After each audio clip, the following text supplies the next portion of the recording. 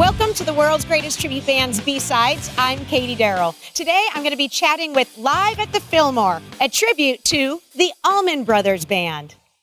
Now, I've been doing this tribute band thing for a couple of years now, and I get a lot of submissions from a ton of bands, but I very rarely get an Allman Brothers Band tribute. How did you guys settle on doing the music of the Allman Brothers? I think everybody in the band heard the original Allman Brothers Band live in 70, 71, thereabouts.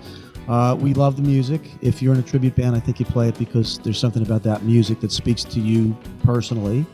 And, we're all, first and foremost, just lovers of their music. I put the band together about 8 years ago, and the rest is... here we are. As they say, history, right? Tell me a little bit about the name, Live at the Fillmore. Give us the history lesson here. The Fillmores were two very famous concert halls, one in San Francisco, one in New York, Fillmore East and West.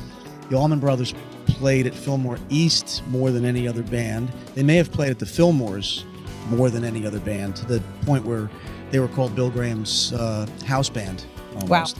Wow. A lot of bands have recorded albums called Live at the Fillmore. But I think when you hear that term, people immediately think of the Allman Brothers before anybody else. Well, I think a lot of people, including like Rolling Stone magazine, rank Live at the Fillmore of the Allman Brothers the best all-time live album. Live rock, yeah. Now, Dwayne Allman actually gave you something very special. Yes. Can you tell us about that? Yeah, it was Central Park in New York for one of the Schaefer Music concerts.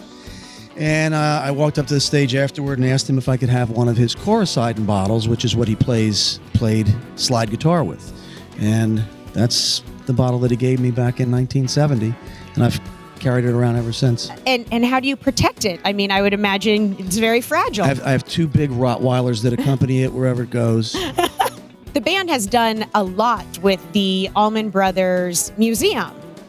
How did that relationship get formed? And tell me about what you've done. The big house was the house that the Allman Brothers lived in Macon, Georgia, and we do have a very close relationship with them. Again, just because of the way we feel about the band, we have a lot of respect for the Allman Brothers Band itself, and we've played in Macon and Atlanta a number of times. The first time we played in Macon was at the Cox Capitol Theater, and we did that as a benefit to the Big House Museum. All the proceeds of the show went to the Big House.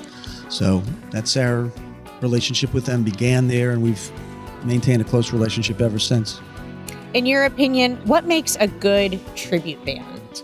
Authenticity. Music first, music second, and everything else after that. Right. For us, for a band like ours, that's the case. I mean, other bands, obviously, the show is a big part of their show. Right. But, for me, for us, I think everybody would say it's the music before anything else. If someone wants to come see you guys in person, how do they find you? The website, liveatthefillmoreband.com.